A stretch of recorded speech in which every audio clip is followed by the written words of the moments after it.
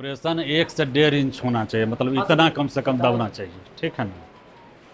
ये नहीं कि केवल हाथ रख के ऐसे ऐसे कर रहे हैं तो उससे कुछ नहीं हो। ये हड्डी जो है आपका इतना नीचे होना चाहिए, तभी हार्ट आपका पंप कर पाएगा। ये केवल रोड एक्सीडेंट के लिए नहीं है, जनरल किसी को हार्ट अटैक आया, कुछ हुआ, एकाएक पल्स बीपी खत्म, जनरली मिलता है हम लोग को हार्ट अटैक का केस। ट्रेन में जा रहे हैं, देखते होइएगा कि कोई डांस कर रहा है, डांस करते करते नीचे गिर गया, वीडियो देख रहे होइएगा। या ट्रेन में जा रहा है, हवाई सफ़र कर रहा है, चलते चलते गिर गया। ये चीज़ सबको आना चाहिए, आम पब्लिक को आना चाहिए, ठीक है ना। इतना कंप्रेशन रहना चाहिए। कभी कभी होता क्या है कि कंप्रेशन में रिब्स का हड्डी भी टूट जाता है, ठीक है ना। उसको बहुत बॉदर नहीं करना चाहिए। जान अगर बच गया तो इसके लिए कुछ नहीं करना है, उसमें स्क्रैप लगा देते हैं हम लोग। ये नहीं डर से कि मतलब थोड़ा कट का आवाज़ किया कि हाथ हटा लिए, सो काम नहीं करना है। 100 CPR में 60 CPR में 1-2 हड्डी ये ब्रेक करता है, ठीक है ना। वैसे भी मर रहा है, हड्डी टूट के भी अगर बच गया तो बचा लेना है उसको, ठीक है ना।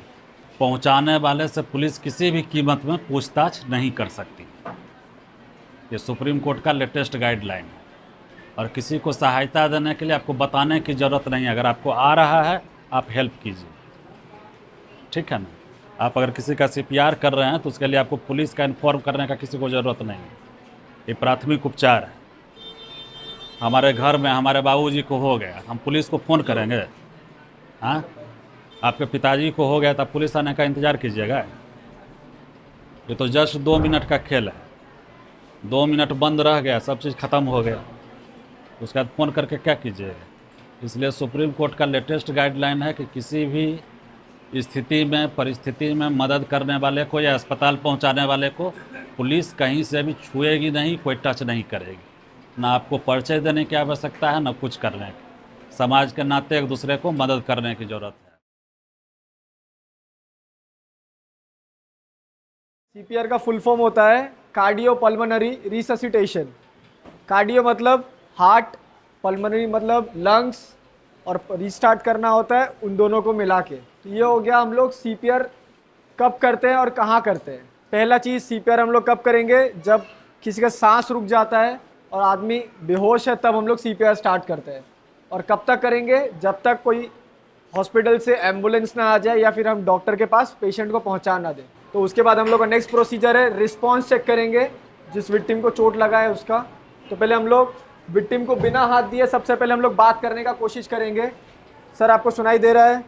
सर आप मेरा आवाज़ सुन पा रहे हैं? उसके बाद नेक्स्ट है थपथपाएंगे और विक्टिम से बात करने का कोशिश करेंगे। सर, आप मेरा बात सुन पा रहे हैं? सर, जैसे कि उनका रोड एक्सीडेंट हुआ था, उनका सांस नहीं चल रहा था, तो हम लोग करेंगे अब सीपीआर।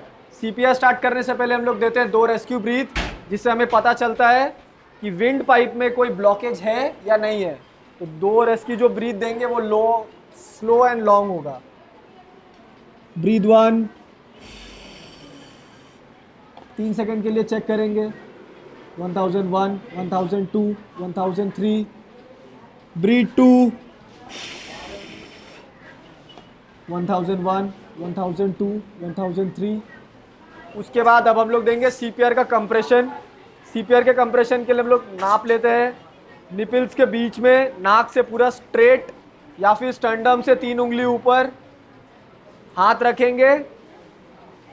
उसके बाद दूसरे हाथ से लॉक करेंगे, दोनों एल्बो हम लोग को स्ट्रेट पहले रखना है। स्टर्नम तो बताइए। स्टर्नम होता है जो आपका ये छाती का जो दोनों तरफ से हड्डी आता है ऊपर। शर्ट उठा। ये जो बीच का हड्डी हुआ ये जो इसको यहाँ स्टर्नम बीच, ये इसको बोलते हैं स्टर्नम। ठीक है। यहाँ से 3 उंगली ऊपर अगर लेंगे, ये हो गया आपका कंप्रेशन का मार्क। यहाँ कंप्रेशन देना है।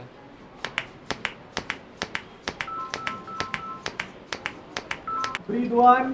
हाँ तो ठीक है, रविवार को 11 साढ़े 11 तक आ जाइएगा।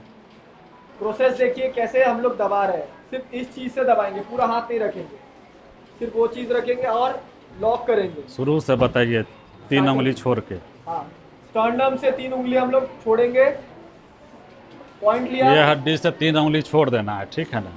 उसके बाद हाथ रखेंगे। हाथ रखने के बाद नाक से सीधा रखेंगे अंगूठे को, लॉक करेंगे दूसरे हाथ से, विक्टिम के फेस को देखेंगे और लॉक बता दीजिए, लॉक कैसे करते हैं उसको बताइए। ये देखिए लॉक हाथ रखा, ये हाथ पूरा सीधा, ये हाथ ऊपर रखेंगे और लॉक करेंगे।